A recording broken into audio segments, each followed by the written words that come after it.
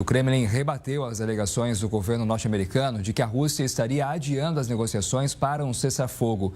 Ontem, o enviado dos Estados Unidos para assuntos da Ucrânia havia dito que a Rússia não pode continuar ganhando tempo enquanto bombardeia alvos civis. Questionado sobre os comentários, o porta-voz do Kremlin disse que a Rússia estava grata à equipe de Donald Trump por facilitar as negociações, mas negou que Moscou está atrasando um possível acordo.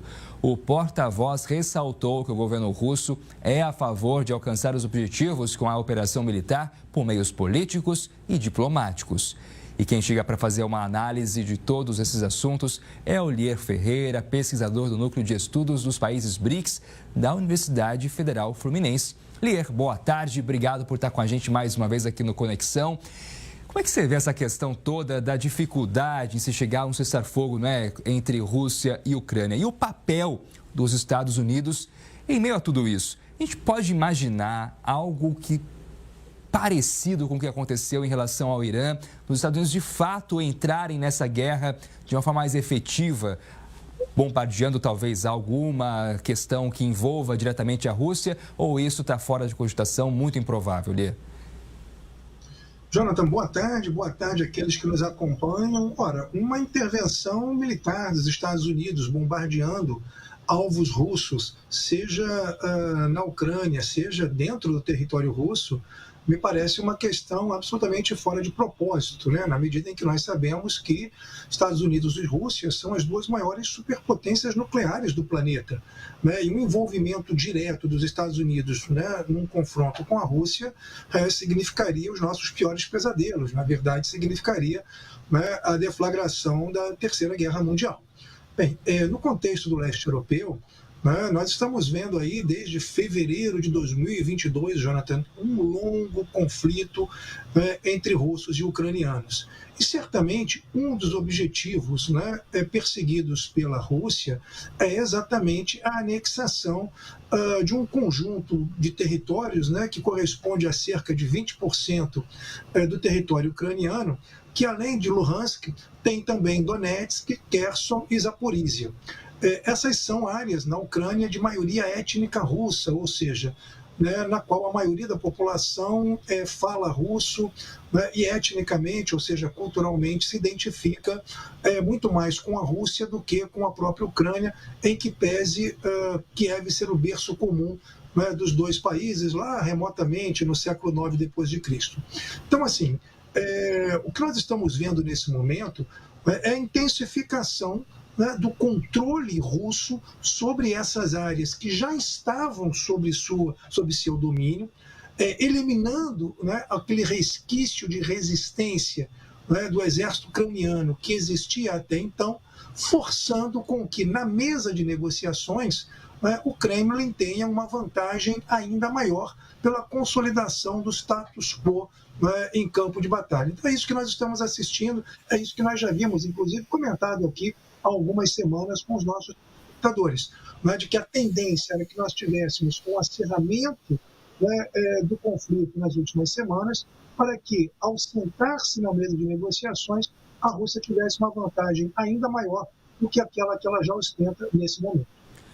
Outra notícia que chega agora é que o Fundo Monetário Internacional informou que concluiu uma nova revisão do programa de apoio de 4 anos à Ucrânia. O novo comunicado diz que a revisão abre caminho para um desembolso adicional de 500 milhões de dólares para o país.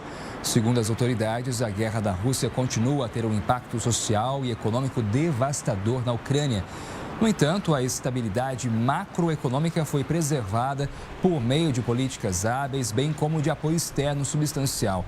O FMI disse que a Ucrânia atendeu a todos os critérios de desempenho definidos na revisão e estabeleceu 4 novos parâmetros para medidas de atualização da infraestrutura do mercado financeiro do país.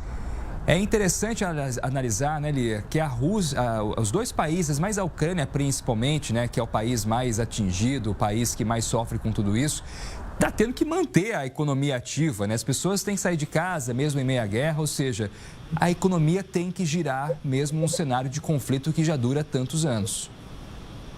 Jonathan, a roda da economia não para, porque as necessidades materiais, quer do país, quer das pessoas, subsistem mesmo num cenário de guerra.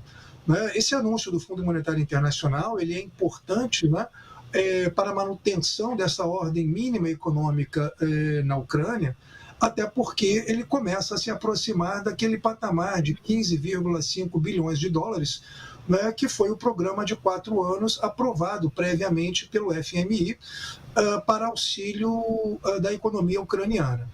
Desse total de 15,5 bilhões, aproximadamente 10 bilhões e meio agora, né, já foram desembolsados, ou seja, já estão incorporados, né, à economia ucraniana.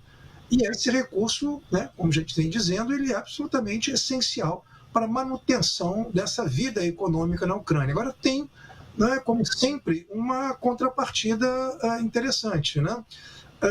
Do ponto de vista bélico-militar, a Ucrânia está dependendo visceralmente, desde fevereiro de 22, né, do apoio material bélico, militar e logístico da OTAN, né, em particular, né, do principal país do Pacto de Defesa do Ocidente, que são os Estados Unidos. Então, por um lado, ela já vem se endividando bastante, né, com os esforços de guerra. E, por um outro lado, ela também se endivida com o Ocidente através do Fundo Monetário Internacional, também que tem os Estados Unidos como seu principal contribuidor, de modo que cada vez mais a Ucrânia se coloca na dependência da Europa e principalmente dos Estados Unidos, mas é um elemento que ela não consegue se desvincular nesse momento, porque se não for assim, ela não tem como resistir à agressão russa. Olha, enquanto segue com novas operações na faixa de Gaza, um representante do governo israelense viajou a Washington para discutir um possível cessar-fogo. O ministro de Assuntos Estratégicos vai se reunir com várias autoridades norte-americanas para explorar possibilidades de acordos diplomáticos regionais. O governo israelense acredita que o conflito com o Irã e o acordo de trégua abriram espaço para novas discussões com o grupo terrorista Hamas. O objetivo principal de Israel, segundo o governo, é libertar todos os reféns ainda mantidos na faixa de Gaza. Benjamin Netanyahu e o presidente americano Donald Trump devem se reunir semana que vem na Casa Branca, em Washington. É importante dizer, né, Lia, que o próprio Donald Trump já sinalizou que quer que esse conflito chegue ao fim o mais rápido possível. Então, esse encontro entre os dois pode sinalizar um avanço na questão do cessar-fogo. É isso que a gente espera, Jonathan. Nós sabemos que, em grande medida, né, Israel, e principalmente o governo Netanyahu, tem o apoio incondicional de Washington. Então, é verdade, né, que os bombardeios feitos pelos Estados Unidos, né, as instalações nucleares do Irã, principalmente aquelas que estavam mais profundamente enterradas nas montanhas iranianas, né, foi absolutamente decisivo, né, para arrefecer a resistência iraniana aos ataques israelenses, ataques perpetrados por Israel. Temos que lembrar que, neste caso do conflito entre Irã e Israel, diferente daquilo que aconteceu nas relações entre o Hamas e Israel, Israel, neste caso, é a potência agressora, enquanto na relação com Hamas ela foi agredida, né, pelo grupo extremista baseado em Gaza. Então, assim, o movimento que nós estamos assistindo, né, em relação ao Oriente Médio, ele, Jonathan, é muito similar, né, do ponto de vista macro, do que nós estamos vendo no contexto russo-ucraniano. Lá no contexto russo-ucraniano, né, a Rússia intensifica os ataques à Ucrânia para sentar-se numa posição absolutamente privilegiada na mesa de negociações. O mesmo está acontecendo em relação, né, ao Oriente Médio, onde as forças de Israel, né, estão bombardeando duramente, né, Gaza com tanques e aviões para poder sentar-se, né, de uma forma privilegiada nas mesas de negociações. Com relação ao Irã, isso já aconteceu. O chamado conflito de 12 dias teve o consórcio entre Israel e Estados Unidos como potências vencedoras e, evidentemente, o Irã aí vai sentar-se numa posição absolutamente inferiorizada, né, em relação a esses dois grandes países. Vamos ver o que vai acontecer. De qualquer forma, a presença de Washington, né, e a força política do presidente Donald Trump serão fundamentais para a gente encontrar um cessar-fogo mais duradouro ou, quiçá, o equilíbrio no Oriente Médio, que é o que, ao fim e ao cabo, todos nós desejamos. Exatamente. Agora, outra notícia que chega nesse momento é que o ministro das Relações Exteriores dos países do G7 pediram a retomada das negociações para um acordo sobre o programa nuclear iraniano. Desde abril, Irã e Estados Unidos mantinham conversas com o objetivo de encontrar uma solução diplomática para o problema, na verdade, né? Mas no mês passado, Washington realizou ataques contra estruturas nucleares iranianas e afirmou que destruiu todas as instalações. Teherã defende que o programa nuclear é pacífico. Já os países ocidentais temem que o país possa construir uma arma nuclear. Os ministros do G7 pediram um acordo abrangente e duradouro sobre o programa iraniano. Além disso, o comunicado também pede que todas as partes envolvidas evitem ações que possam desestabilizar ainda mais a região. Até porque, Lier, a situação ainda é bastante crítica, não é? E qualquer novidade do ponto de vista de um conflito que se inicie pode tornar a situação ainda mais instável, ou seja, a gente pode ter um agravamento de algo que nesse momento parece estar estabilizado. Olha, minimamente, Jonathan, porque o Irã, embora seja signatário do Tratado de Não Proliferação de Armas Nucleares, coisa que o Israel não é, né? Porque nós sabemos que Israel é uma potência nuclear não declarada, assim como a Índia, o Paquistão e a própria Coreia do Norte, nós sabemos que a situação ali ainda é bastante tensa. Uma informação que ainda nós não temos, né? Se nós procurarmos aí na imprensa internacional, não há nenhuma indicação segura acerca de fato, quais foram os danos infligidos pelos bombardeios americanos, né, às instalações nucleares do Irã. O programa nuclear iraniano é um programa muito antigo, que data dos anos 1950, quando foi inclusive apoiado, né, pelos Estados Unidos, e a partir da virada dos anos 70 para os anos 80, com o ingresso, né, da Revolução Islâmica em 1979, esse programa ficou proscrito. Não há indicações, né, objetivas da Agência Internacional de Energia Atômica de que, de fato, o Irã estivesse produzindo armas nucleares, ou seja, de que ele já estivesse no caminho de enriquecer urânio a 90% ou mais, que é o patamar necessário para a construção de ogivas. O que ficou sempre muito em sombras, né? Porque nós já vimos ataques preventivos, né, que são inclusive proibidos pelo direito internacional, a chamada legítima defesa preventiva, ocorrer em outros países, principalmente no Iraque.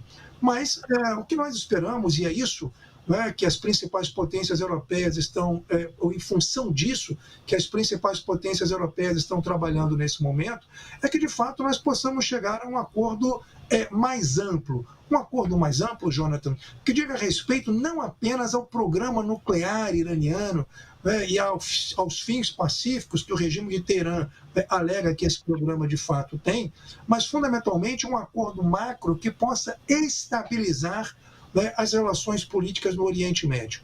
Irã é o principal antagonista, né, do Estado de Israel na geopolítica do Oriente Médio nesse momento, mas não é o único.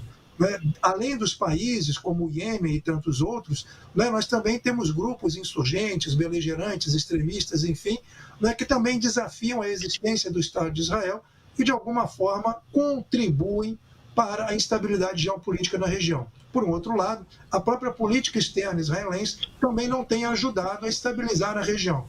Então, assim, com os Estados Unidos e com as potências europeias, e, preferencialmente, também com a presença de Rússia e China, nós poderíamos encontrar aí um acordo forte, o suficiente para estabilizar a região. Volto a dizer, esse é o principal objetivo.